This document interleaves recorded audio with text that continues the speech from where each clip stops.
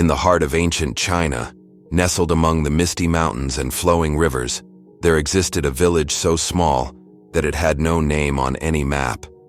It was a place forgotten by time, where the villagers worked tirelessly in their fields, growing crops, weaving baskets, and raising children, just as their ancestors had done for generations. But all of that changed one fateful day when the three monks arrived. They were old men, their faces lined with the marks of time, their hands weathered by the years. No one knew their names, for the monks never revealed them, not to the villagers, nor to anyone they met in their travels. They were simply known as the three laughing monks. They dressed in simple robes, the colors faded from years of travel, and they carried nothing but walking sticks and the sound of their laughter. The monks arrived in the village during the early morning hours, just as the sun began to rise over the horizon, casting a warm golden light over the earth. The villagers, busy with their daily tasks, took no notice of them at first. But then, in the center of the village square, the monks began to laugh, softly at first, but then louder, filling the air with a sound so pure and joyful that it echoed through the streets. At first, the villagers looked up, puzzled, wondering where the sound was coming from. But as they turned their heads to the monks, they saw something they could not explain. There was no sadness in their laughter, no mockery, no cruelty, just an overwhelming sense of joy, as if they had discovered some secret that made life worth living. Slowly, one by one, the villagers began to smile, and then they laughed too. It started with the children. Their innocent giggles blended with the monks' laughter, and soon the adults joined in. The entire village was filled with the sound of pure, unrestrained joy. No one could explain why they laughed, but it didn't matter. Laughter spread like wildfire, and before long, the entire village had become part of a massive, joyous celebration. And just as quickly as they had arrived, the three monks stopped laughing, gathered their belongings, and walked away. The villagers stood in awe, their hearts lighter than they had ever been. They had learned nothing through words, but everything through the laughter of the monks. The monks had taught them more than any sermon could. They had taught them the power of joy, the importance of living in the moment. But the stories of the three laughing monks were not always happy.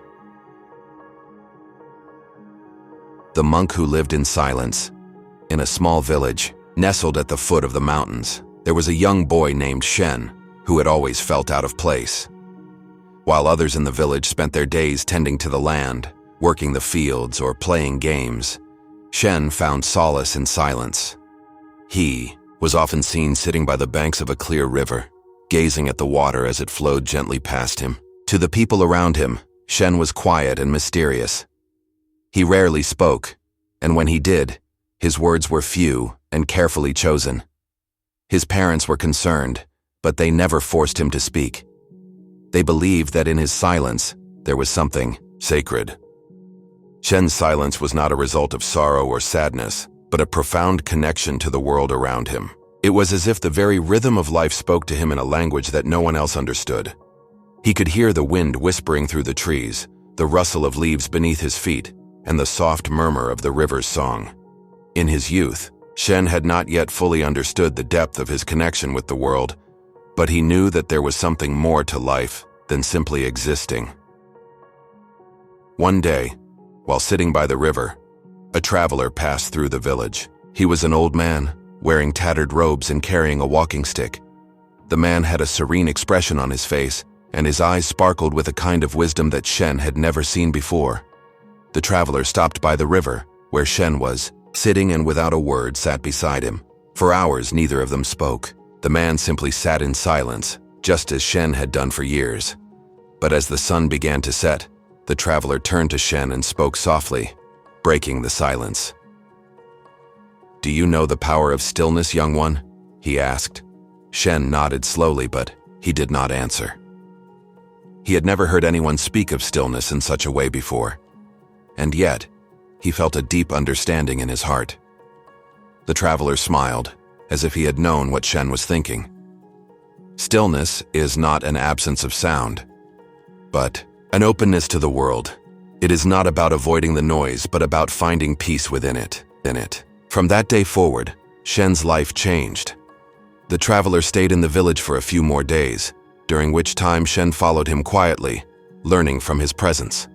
He discovered that the silence he had always cherished was not simply a way to avoid the world, but a way to connect with it in a deeper way. The traveler taught him that true wisdom came not from words, but from the silence between them, the moments of stillness that allowed the soul to hear the heartbeat of the world. When the traveler left, Shen knew that he had learned something important. He could not yet put it into words, but he felt a calling to walk a path that was not defined by the expectations of others. His silence was no longer a retreat from the world, but a way of understanding it in its purest form. He began to travel from village to village, sitting in silence with anyone who would join him, offering no teachings, no sermons, but only his presence. He had found peace, and he knew that this was the first step on his journey. But Shen, despite his growing wisdom, still felt a void inside him, a longing for something more. He knew that his path was not yet complete, and that one day he would find the answer to the question that had silently echoed in his heart. What was the purpose of this profound silence? The monk who loved to dance. In a bustling town on the edge of a vast desert, there lived a young man named Kai who had always been filled with a restless energy. While the others in the town spent their days in routine, Kai sought excitement, adventure, and joy. His feet would never stay still, and his hands always moved, whether they were playing a lute, painting, or building something. His laughter was loud, infectious, and never-ending. The townspeople adored him, for he brought life to their otherwise dull days. But deep inside, Kai was troubled. Despite his outward cheerfulness, he felt a constant yearning, an emptiness that he couldn't shake. He would often go to the edge of town and stare at the endless sand dunes, wondering what lay beyond them. He could never seem to quiet the restlessness in his heart. He had everything he wanted: friends, laughter, and the adoration of his fellow villagers, but it never felt like enough. Kai wanted to understand the meaning of life, not just the joy that came with living, but something deeper. One evening, as the sun set and painted the desert sky in brilliant hues of orange and purple, Kai decided to leave the town. With nothing but his lute and a bag of supplies, he began to walk into the desert, his heart filled with a desire to find the answers to his questions. He danced as he walked, letting his feet follow the rhythm of the winds and the shifting sands. The desert seemed to embrace him, and he felt the music of the world flowing through him. As the days passed, Kai traveled further and further from the town, and the emptiness in his heart grew. The desert, once a place of adventure and mystery, now felt like an endless expanse of silence and solitude. He no longer danced as he had before. Instead, he wandered aimlessly, searching for something he couldn't name. He was lost, not in the desert, but in his own heart. One day, while resting under a solitary tree, an old man appeared before him. His robes were simple, his hair long and white, and his eyes twinkled with a sense of mischief. The old man looked at Kai and smiled. "Why do you look so sad, young traveler?" the man asked. Kai, taken aback, answered, "I have everything, joy, laughter, and yet I feel empty. What is the meaning of all of this? Why do I feel this way?" The old man chuckled softly. "You seek answers in places where they cannot be found. The world outside can only show you so much. The rest you must find within." Kai looked at the old man in confusion. "How can I find answers within myself? I have searched my whole life." The old man's smile deepened. "You will never find the answers by looking outward. You must learn to be still, to stop searching, and to listen to the music of your own heart." At that moment, something inside Kai clicked. He had spent his whole life searching for joy in the world, but he had never looked inside himself. The old man's words were like a melody that struck the deepest part of his soul. Kai knew that his search wasn't over yet, but he felt as though he had found the first step on a path that would lead him to understanding his true purpose.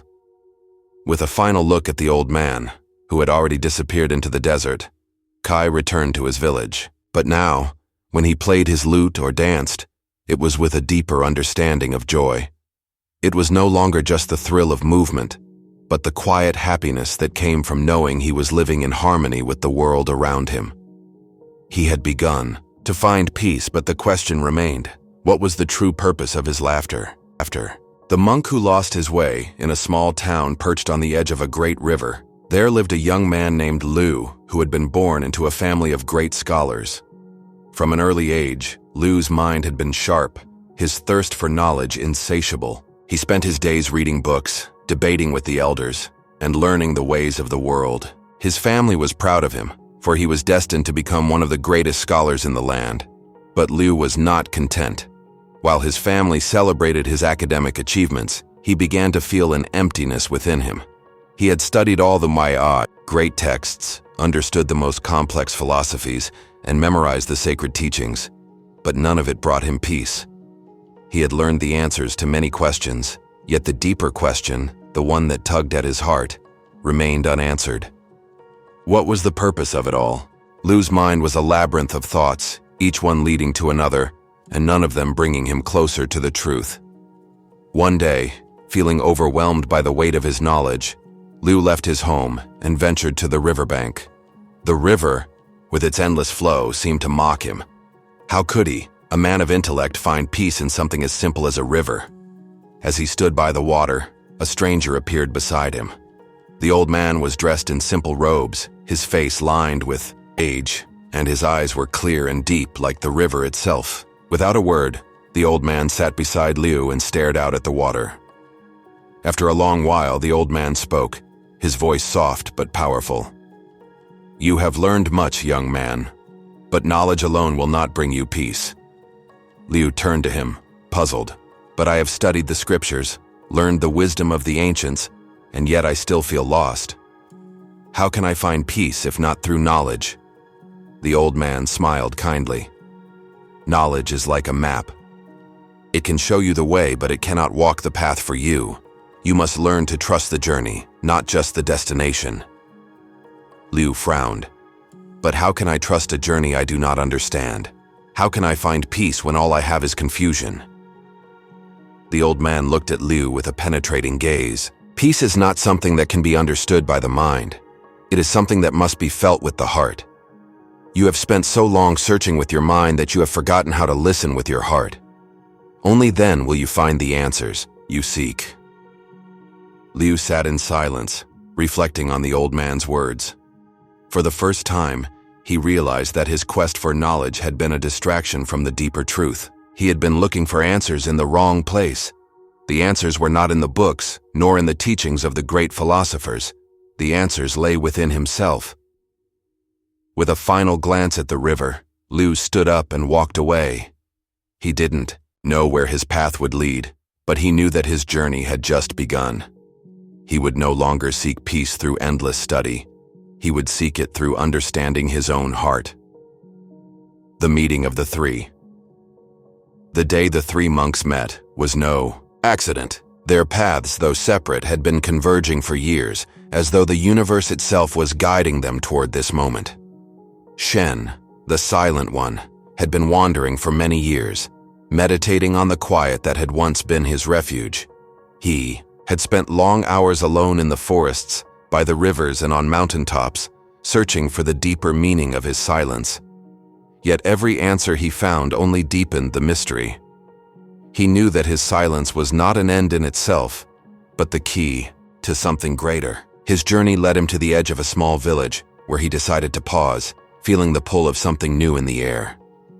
Kai, the dancer, had traveled far from his desert home, seeking not just knowledge, but the true purpose of joy. His restlessness had led him through many lands, dancing in towns and villages, spreading laughter and music wherever he went.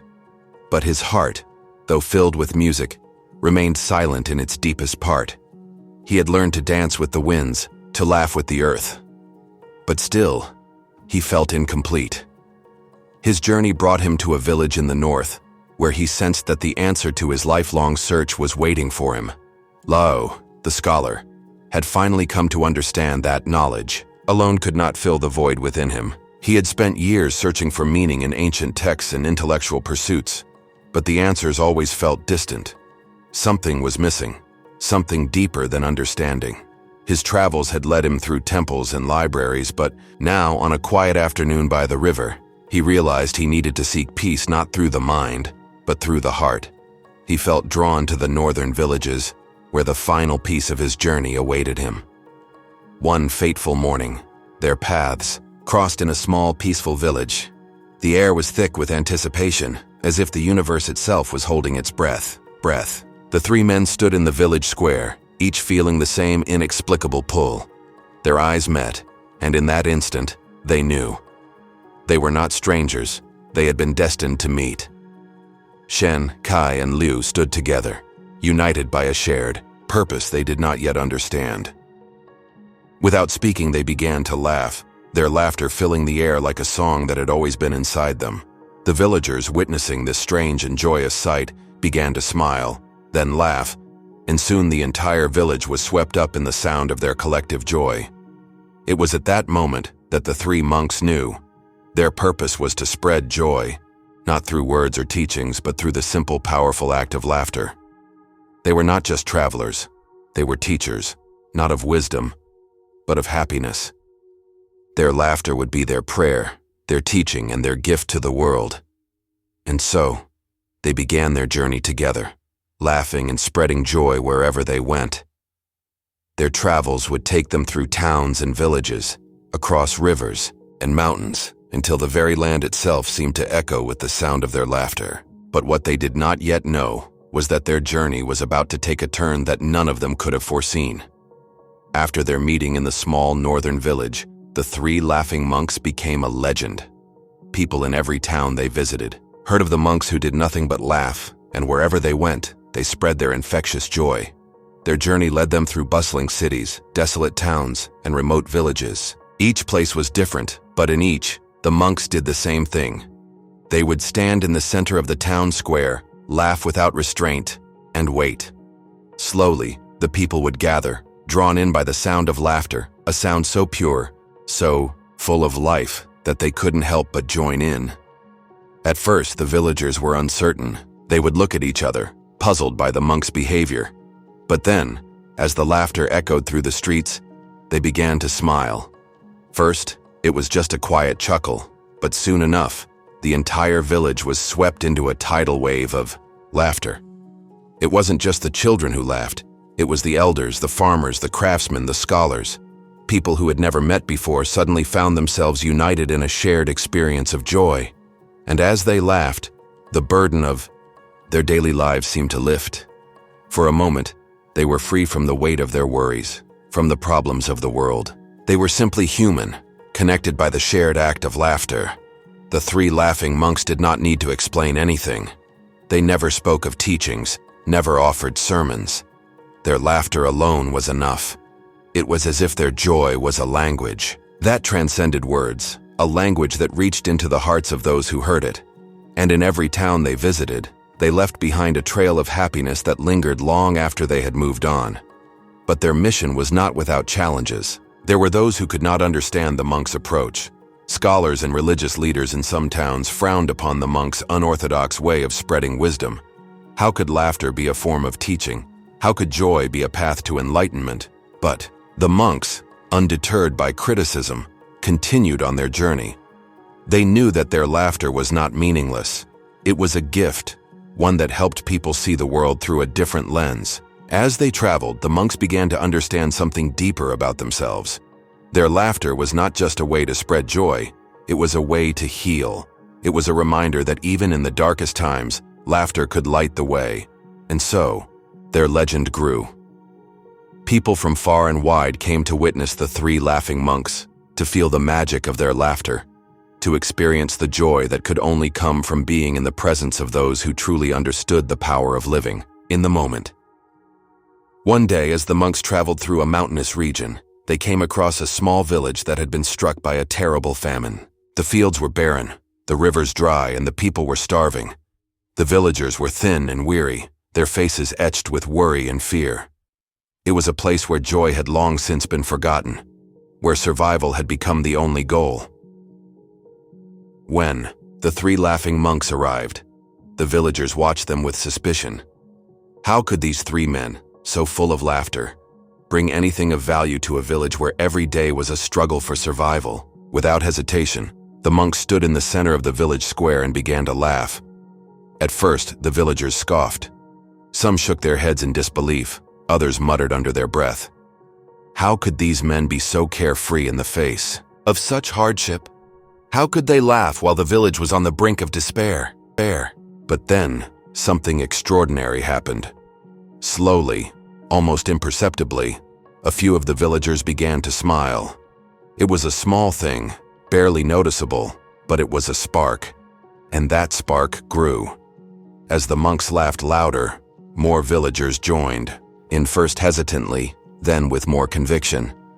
The laughter spread, just as it had in every other village, and for a brief moment, the village was united in joy. The monks didn't speak a word during this time. They simply laughed, and through their laughter, they reminded the villagers of something they had long forgotten, that even in the darkest times, laughter could bring light.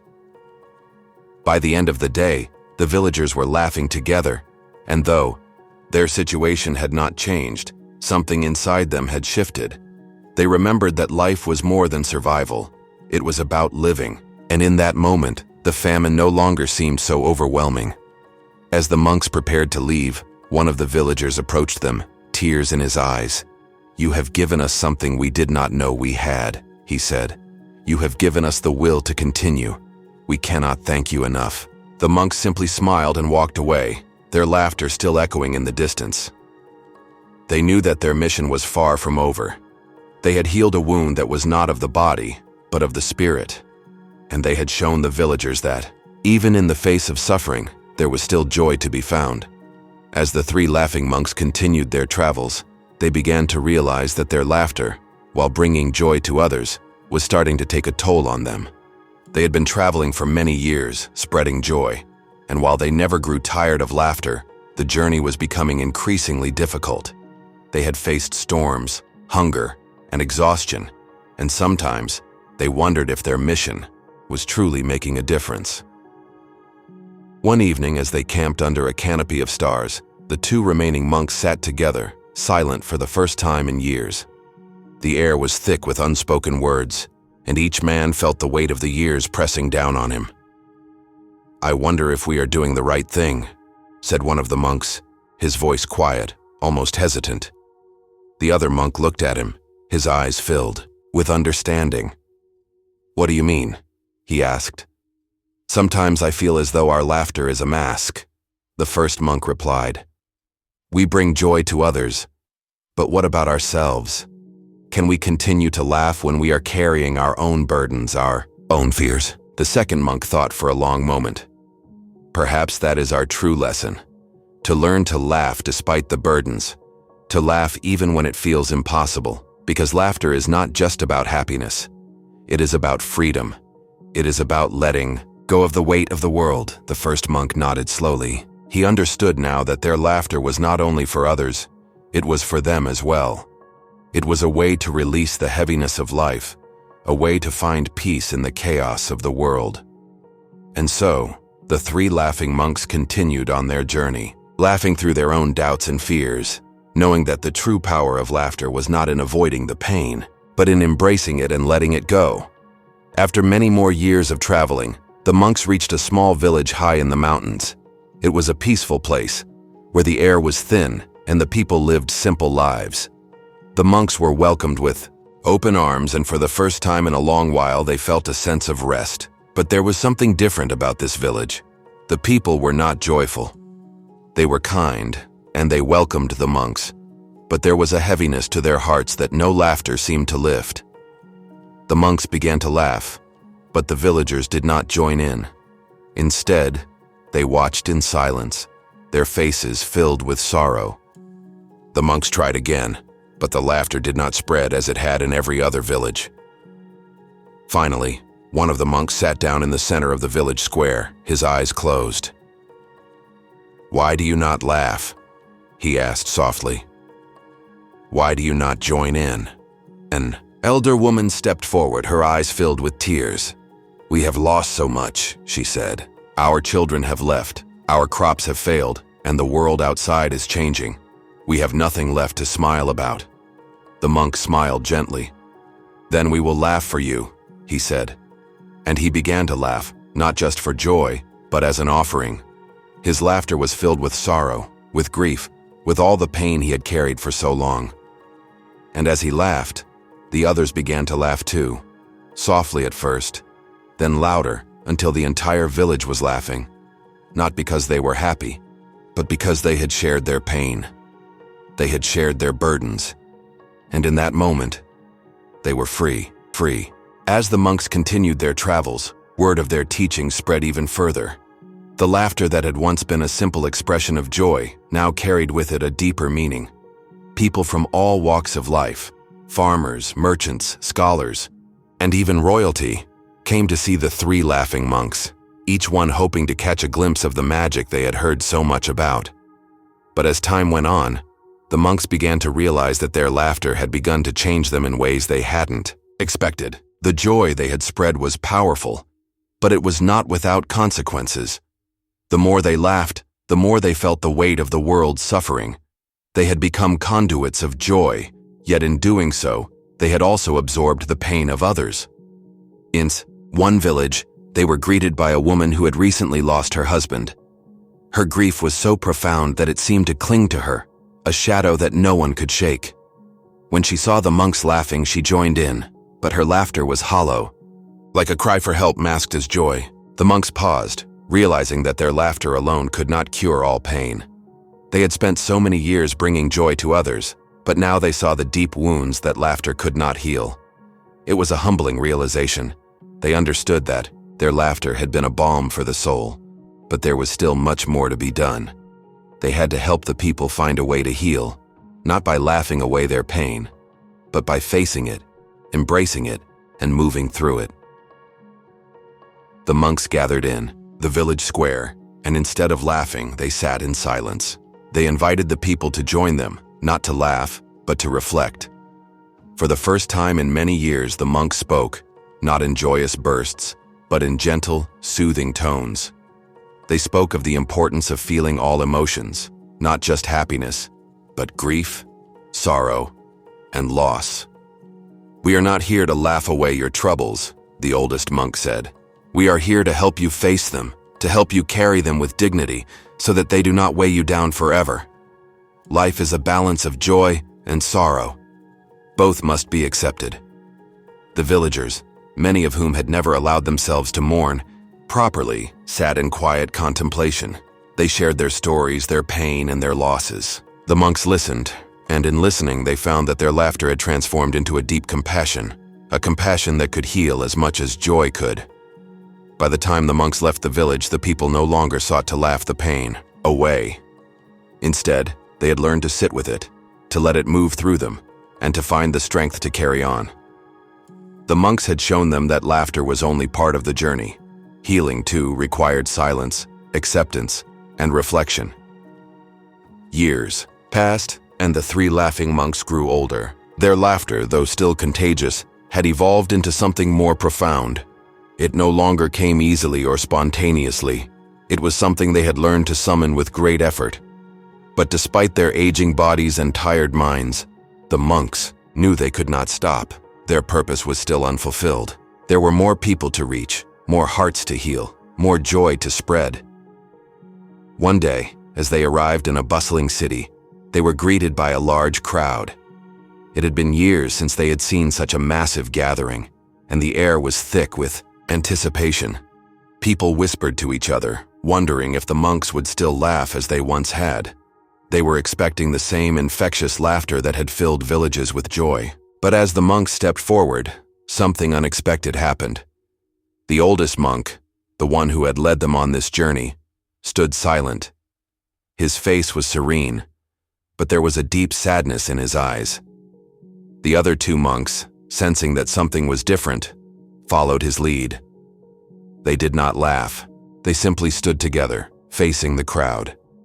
The people in the city, who had come to witness the legendary laughter of the monks, were confused. They waited, hoping for the same joy that had once enveloped them. But the monks remained silent. The tension in the air grew palpable as the crowd shifted uncomfortably, waiting for something, anything to happen. After a long pause, the oldest monk spoke. "We have laughed for many years," he said, his voice calm and steady. "We have laughed to heal, to teach, and to bring joy. But there comes a time in every journey when laughter must give way to something else. The crowd listened intently, sensing that this moment was significant. Laughter is a gift, the monk continued, but it is not the only gift. There are times in life when laughter cannot reach the heart. There are moments of loss, of sorrow, of pain, where laughter feels like an impossibility. But even in those moments, there is a kind of peace to be found. As the monks continued their travels, word of their teaching spread even further. The laughter that had once been a simple expression of joy now carried with it a deeper meaning.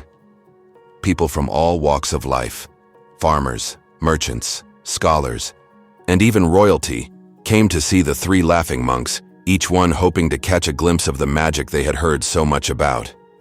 But as time went on, the monks began to realize that their laughter had begun to change them in ways they hadn't expected. The joy they had spread was powerful, but it was not without consequences.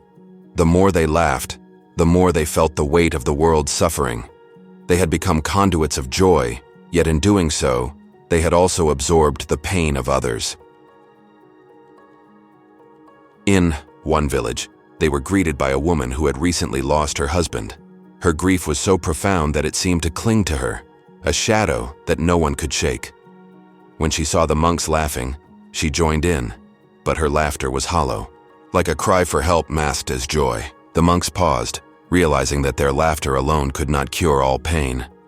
They had spent so many years bringing joy to others, but now they saw the deep wounds that laughter could not heal. It was a humbling realization.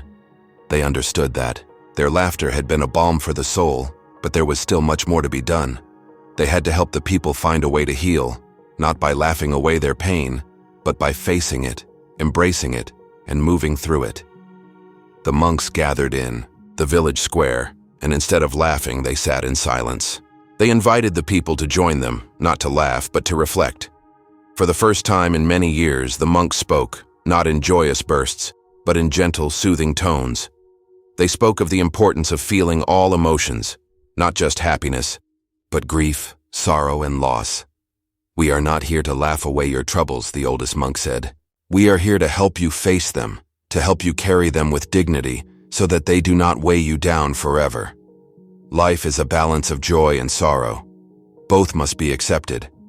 The villagers, many of whom had never allowed themselves to mourn, properly sat in quiet contemplation.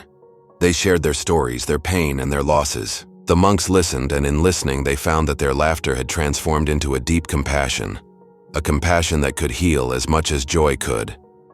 By the time the monks left the village, the people no longer sought to laugh the pain away. Instead, they had learned to sit with it, to let it move through them, and to find the strength to carry on. The monks had shown them that laughter was only part of the journey. Healing, too, required silence, acceptance, and reflection.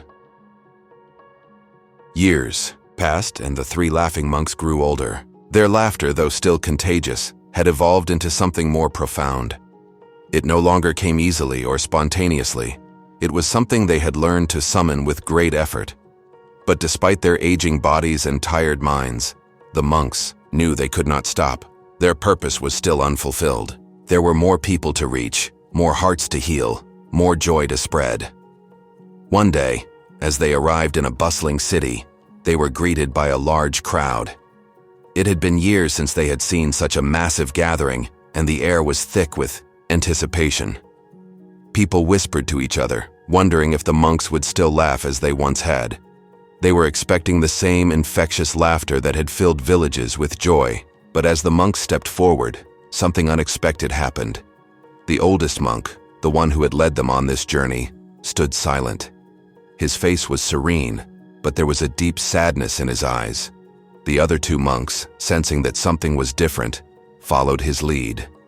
They did not laugh. They simply stood together, facing the crowd. The people in the city, who had come to witness the legendary laughter of the monks, were confused. They waited, hoping for the same joy that had once enveloped them. But the monks remained silent. The tension in the air grew palpable as the crowd shifted uncomfortably, waiting for something, anything, to happen. After a long pause, the oldest monk spoke. "We have laughed for many years," he said, his voice calm and steady. "We have laughed to heal, to teach, and to bring joy. But there comes a time in every journey when laughter must give way to something else." The crowd listened intently, sensing that this moment was significant. "Laughter is a gift," the monk continued. "But it is not the only gift. There are times in life when laughter cannot reach the heart. There are moments of loss, of sorrow, of pain, where laughter feels like an impossibility. But even in those moments, there is a kind of peace to be found. The monks stood together, their hands clasped in front of them. For the first time in many years, they did not laugh. Instead, they offered their presence, their silent companionship, to the people who had gathered before them. "It is not always easy to laugh," the monk said, "but it is always possible to find peace, to find stillness, and to find the strength to carry on." The crowd, once filled with excitement, now stood in quiet reflection. The monks had shown them that while laughter was important, there was also a time for silence, for contemplation, and for acceptance. The journey of life was not only about finding joy, but about understanding the full spectrum of emotions that made us human. As the monks turned to leave, they smiled to themselves. They had fulfilled their mission, not by laughing until the world was filled with joy, but by helping people understand that laughter and silence, joy and sorrow, were all part of the same beautiful journey. And so, the three laughing monks continued their travels, not in search of more laughter, but in search of more ways to connect with the hearts of those they met. Their laughter remained, but it was no longer the only tool they carried. They had learned that true joy came not just from laughter, but from the ability to embrace every moment, every emotion with an open heart.